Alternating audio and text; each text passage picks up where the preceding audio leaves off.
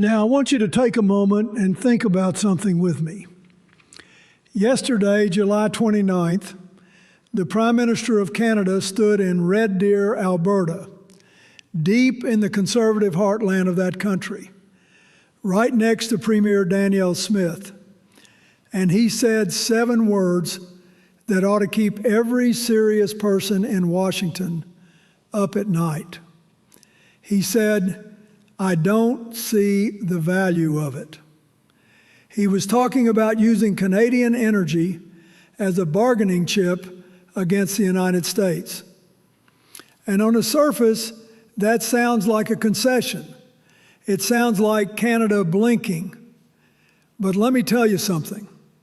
When I heard those words, and when I looked at everything else Mark Carney has been doing over the last 6 months, I realized that statement was not a concession. It was the most disciplined piece of strategic positioning I've seen from any world leader in years. And the reason it should concern every American is that it tells you Canada has already moved past needing to threaten us. They're building something else entirely.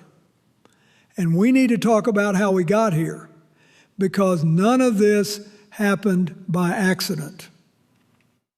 Let's walk through the timeline, because when you lay the facts end to end, a picture starts forming that most people haven't fully absorbed yet.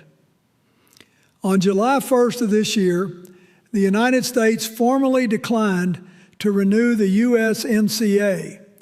The trade agreement, I want to remind you, was originally negotiated under this same administration, rebranded from NAFTA, and sold to the American people as the greatest deal ever made. They wouldn't renew their own deal.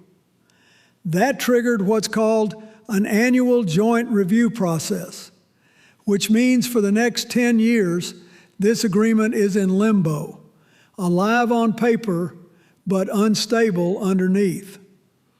Then, 19 days later, on July 20th, President Trump signed 3 proclamations under Section 338 of the Tariff Act of 1930, a provision that has never been used before in American history, to impose 50% tariffs on a wide range of Canadian goods: wine, cement, hockey sticks, dairy, motor vehicles, wood products, set to take effect August 19th.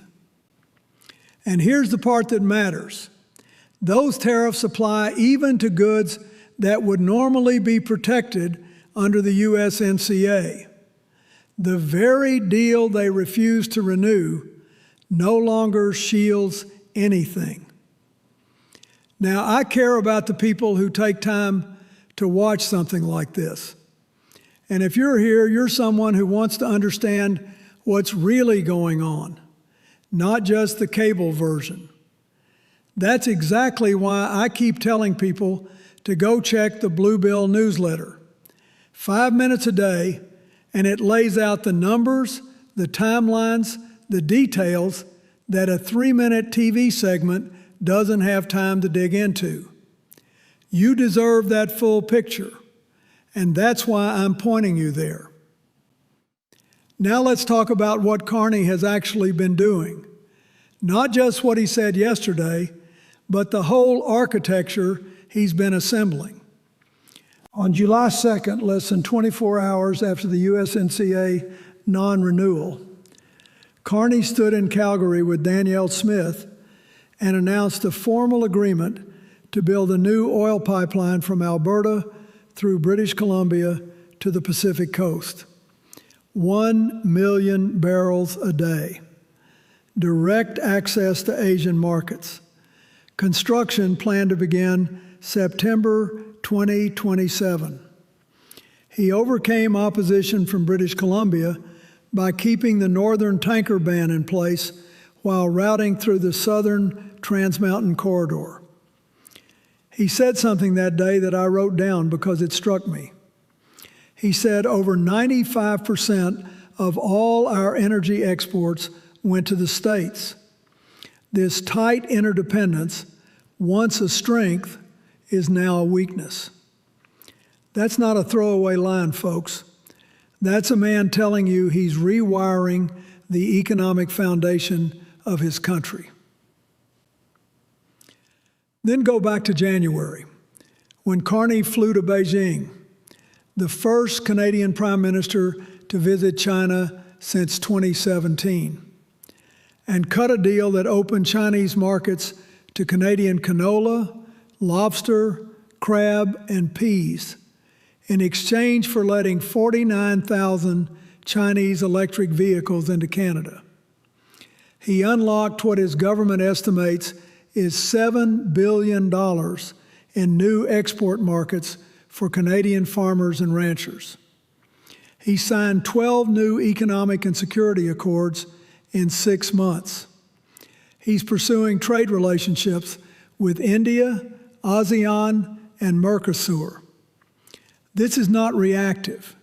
This is a methodical, continent-by-continent diversification strategy, and it is moving faster than anything I saw in my years dealing with trade negotiations. Now, here is where I want to be fair, because this is a sensitive moment and I think fairness matters.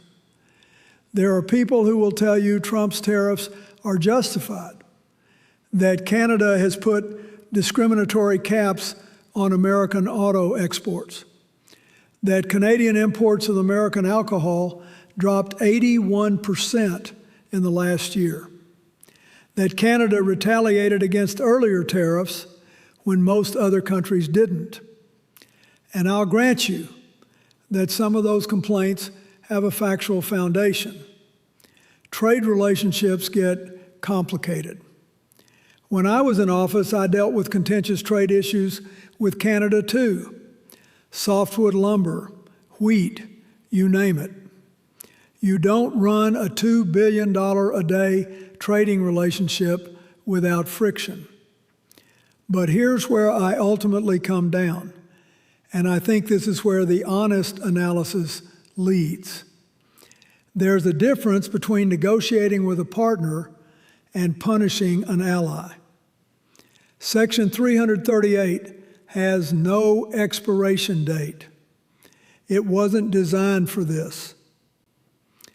It was written in 1930 as a retaliatory tool for genuinely discriminatory trade practices, and it has never once been invoked by a sitting president until now.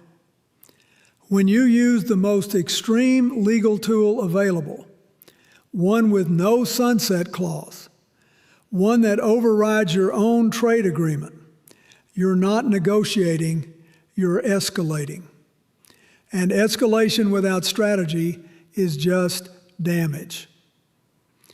And this is where things start to get complicated, because the consequences are already measurable, and they are not falling where the administration told you they would. The Canadian boycott of American travel is now in its 14th consecutive month of decline. Canadian visits to the United States are down 35%. That's not a blip, that's a structural shift. Forbes estimated it's already cost the American economy $4.5 billion in lost tourism revenue. Airlines have cut 450,000 seats from Canada to U.S. routes. 76% of Canadians say they will not travel to the United States this year. And here's the thing, this isn't a government policy. No one ordered Canadians to stop coming. This is millions of individual people making the same decision. And that's the kind of shift you can't reverse with a press conference. You're not going to find that level of detail on any cable network. They don't have the time to dig into these numbers or show you how they connect. The Blue Bill newsletter had the real breakdown, with details most people didn't even know existed. The airline seat cuts, the sector-by-sector losses, the regional disparities. If you want to stay ahead of what's actually happening, instead of reacting after the fact, that's what to read. The people reading it right now are not caught off guard by any of this. Meanwhile, Carney is standing in the Alberta heartland, the very province holding a separation referendum on October 19th, and he's not rattled. He's announcing $510 million in federal housing infrastructure. He's riding a canola sprayer. He's shaking hands with construction workers. And when reporters press him twice on whether he'll weaponize oil against the United States, he doesn't take the bait. He says being a reliable supplier matters. He says Canadians can be trusted. He says when you're a supplier of a key commodity, you've got to think really hard about not supplying.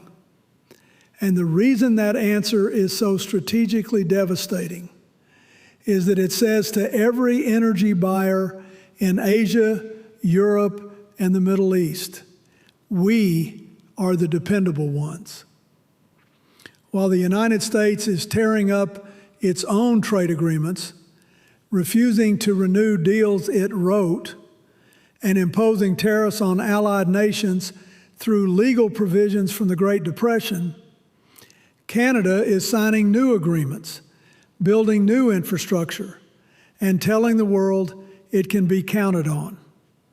That positioning isn't accidental.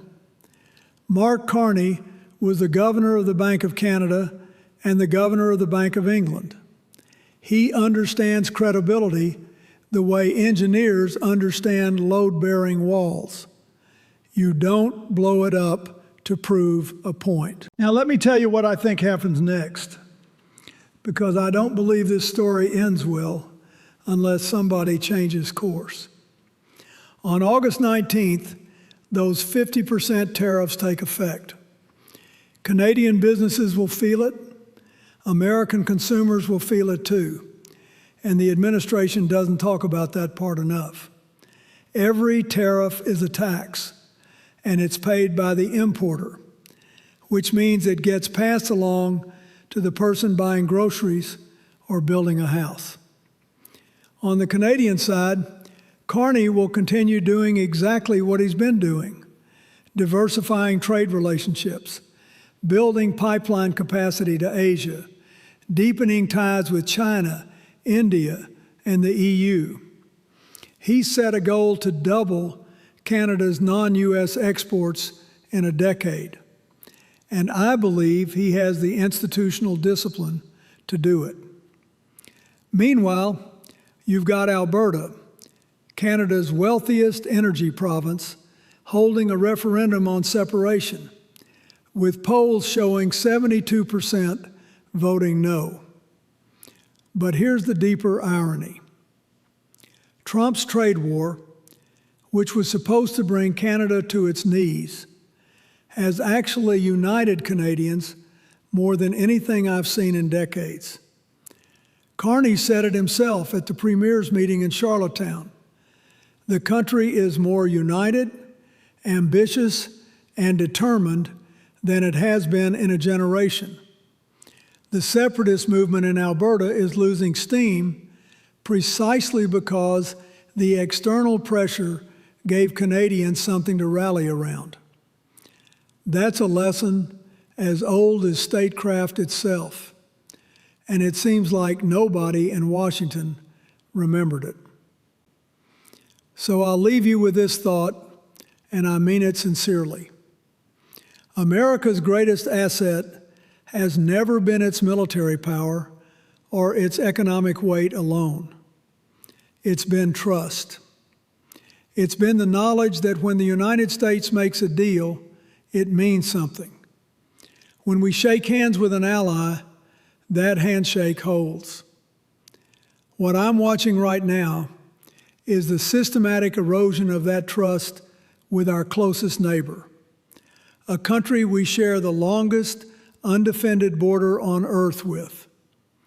A country that has fought alongside us in every major conflict. A country whose economy was designed to work in partnership with ours. And instead of managing that relationship with care, with strategy, with a kind of respect that makes both sides stronger, we're using tariff provisions from 1930 and refusing to renew our own agreements. Mark Carney didn't make Trump look like a fool by insulting him or escalating. He did it by being calm, strategic, and reliable. Everything our current approach is not. Now look, if you do one thing after watching this, I recommend it more than anything else I could point you to. Go read the Blue Bill newsletter. 5 minutes, that's all it takes. And it's going to help you understand what these tariffs, these trade shifts, and these pipeline deals actually mean for your family, for your household, for the prices you're paying. You deserve to have that. Don't be the person who's always finding out last. Don't be the one sitting at the table just nodding along while everyone else already knows the numbers. The world is changing fast right now, folks, and we owe it to ourselves and to the country we love to pay attention, stay informed, and demand better from the people who are supposed to be leading us.